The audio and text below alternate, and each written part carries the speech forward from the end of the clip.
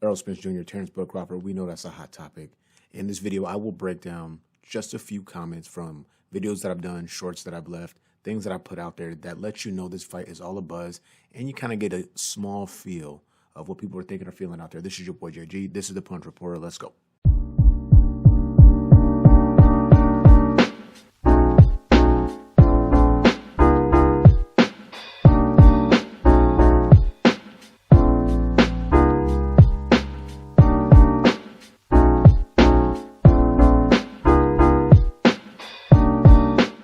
Like I said before, y'all, welcome back to the channel. This is your boy JG. Please be so kind. Like, subscribe, hit that bell icon so you can be notified when all the videos, all the shorts, all the lives happen. Let's just get right into the content. So like I said before at the top, this fight has been baking for a minute. Errol Spence Jr., Terence Bud Crawford, undisputed. Will it happen? Yes or no? A lot of politics. I'm not getting into any of that. But what I do want to get into is some of the comments that get left under the videos or shorts that I put out concerning this particular fight.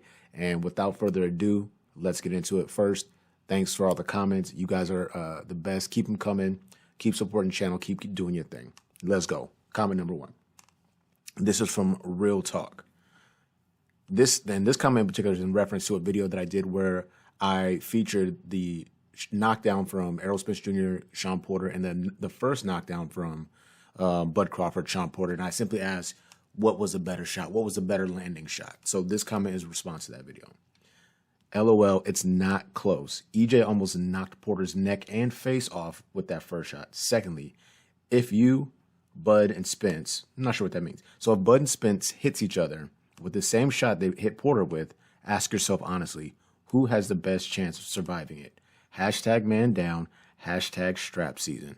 Interesting comment. We both know that Sean Porter, or we all know Sean Porter is not Errol Spence. We know that Sean Porter is not Bud Crawford. They're both incredible shots. If you guys checked out the video, the knockdown that Errol Spence Jr. scored in the 11th round, for my money, was a little more brutal because it did kind of shut the lights off for Sean Porter, if only momentarily. Sean Porter was in tremendous shape, able to bounce back, recover, and actually fight well for the remainder of that round. If you think about the Terence Bud Crawford knockdown, he had been landing that uppercut, hybrid uppercut hook since round 4. If you guys go back and take a look at the tape, he had already found that mark and identified a mistake that Sean Porter was making over and over again. As time goes on, you get tired, you start getting desperate. The fight was close. You make a critical error, and a guy as smart as Terence Crawford, is going to be able to capitalize on that mistake. 2 steps back, slight angle, throws the uppercut. Sean Porter doesn't even see it coming, gets put on his butt. We know what happens after that. But shout out to Real Talk. To each their own. I appreciate the comment. Let's move on to the next comment. Comment number 2. Bud, this is from Cornell Brown. Shout out to Cornell Brown. Keep the comments coming. Hopefully you subscribe. Or you guys checking out the video, subscribe. Bud, the most overrated boxer today, praised for fighting EJ's leftovers. I would not describe Terence Bud Crawford as the most overrated fighter in the sport today. I would agree that he has fought guys after Errol's already damaged them or disposed of them in one form or another. But you do have to recognize that Terence Bud Crawford is a 3-division world champion, former undisputed at 140 pounds. And that's where he brings a lot of his pound-for-pound lore with him. I don't take that away from him at all or whatsoever. He did his thing. He earned the stripes that way. I know people have been critical of his welterweight resume. I'm not going to go that far. Well, actually, I've already gone that far. You know, it's not the best resume, but you fight the guys that you can fight. And we've already discussed ad nauseum the business decisions that he's made have been questionable at best that put him in a precarious situation now to where we're questioning money and things of that nature. But I don't even want to get into that. I would never call Bud Crawford an overrated fighter. I think that he's a tremendous fighter, Hall of Famer already. He just has a slightly questionable welterweight resume. That's what I would say. Shout out to Cornell Brown. Moving on to the next comment. Cuddy Hendricks. Shout out to Cuddy Hendricks. Let's go. Hopefully you subscribe to the channel. Boy, oh boy, Bud is going to shock the world. And what makes y'all think just because he broke bones, that being Errol Spence Jr., and other guys, he'll do the same to Bud. You Aerosexuals are really sleeping on Bud. One thing I would say is this. That's the second time someone's called me aerosexual. I don't appreciate that. Shout out to you guys all. Another thing I would say is, in life in general, I would say if somebody has been able to do something consistently over time, there's good reason to believe they may be able to continue to do that thing consistently. Now, boxing is a brutal sport, but Crawford is one of the best in the business. But he is not hard to find, and he has this need to fight fire with fire. I'm not sure if that's a recipe for success against a guy like Errol Spence Jr. Because even if he's not knocking you out or dropping you, he's damaging his opposition. He's been able to do that pretty consistently. So, yeah, I think that there's a probability or a possibility that that is something that could happen in this fight against Bud Crawford, should it happen when it's announced. What I would also say is Bud Crawford winning the fight against Errol Spence Jr. would not shock me whatsoever. Bud Crawford's really good.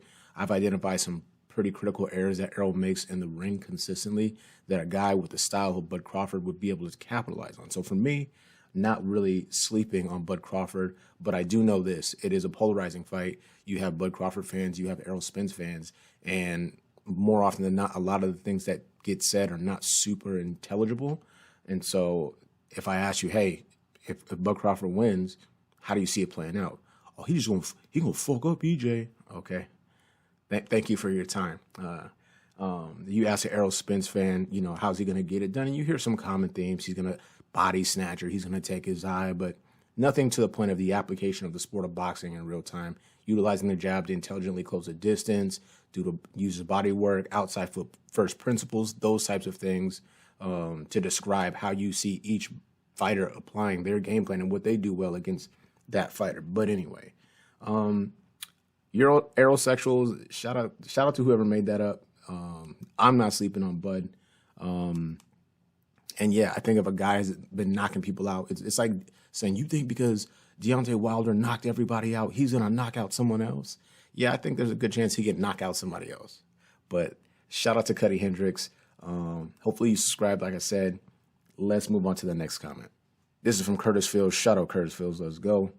Fighters are never the same after they fight Errol Spence Jr., physically or mentally. I have nothing really to add to that. That's facts. Danny Garcia, I think he took over a year off. Mikey Garcia took a weird loss and quit, retired from the sport. Yordenis Ugas, he might be in one of those situations like an Antonio Margarito where he gets his eye battered really bad, and so the next guy he fights or whatever targets the eye, it blows up. He's damaging people and changing careers. When the Ugas fight was over, I did a video that evening. I believe I said, Ugas has changed forever. He has changed. You can't take that away. Will that be Bud Crawford's fate? It's hard to say. But I do want to see the fight. Shout out to Curtis Fields. Next comment. Now, this one is a little bit longer. It's from Jeffrey Austin. And then there's a response to it. I'm going to read through it really quickly. But this one is addressing one of the common themes that I'm seeing in my comment section when you talk about Errol Spence Jr., Terence Bud Crawford, and that is Errol is simply too slow for Bud Crawford. Crawford, foot speed, hand speed, his reaction reflexes are just much too much for an Errol Spence Jr. So let's just get into the comment. Jeffrey Austin states, that's why I just can't say Crawford, because all Spence got to do is use those sneaky fast haymakers, and the whole fight is a game changer. Spence did this to a couple of boxers. Be careful on putting your house up on Bud Crawford. And so there's a response to that from Rice Eater 79. It says, fast, laughing my ass off. And then Jeffrey Austin responds to this, to Rice Eater. Crawford may be, I would assume, more agile, faster, but Spence is smooth and a body snatcher. Fast and angry, get caught slipping, and then later rounds from one of those ribs go. Spence taking it. So essentially, I may have misrepresented the message.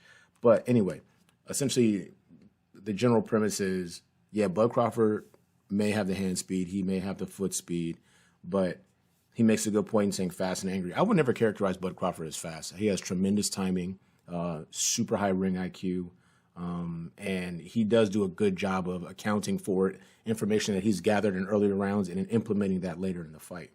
But what I would say is the fast and angry comment gets my attention because it's something I alluded to before earlier in this video, that if Bud Crawford gets hit with something clean and has the urge just go get that back, it could spell trouble for him going into Errol Spence's wheelhouse and trading power for power. I think they deliver power differently. You have precision versus raw power. And at 147 pounds right now, if you decide you want to just stand and trade with Errol, even a very sharp and precise puncher like Crawford, I just don't see that being the recipe for success over a long course of time. That's just where I'm at with it. But we're going to move on to the next comment.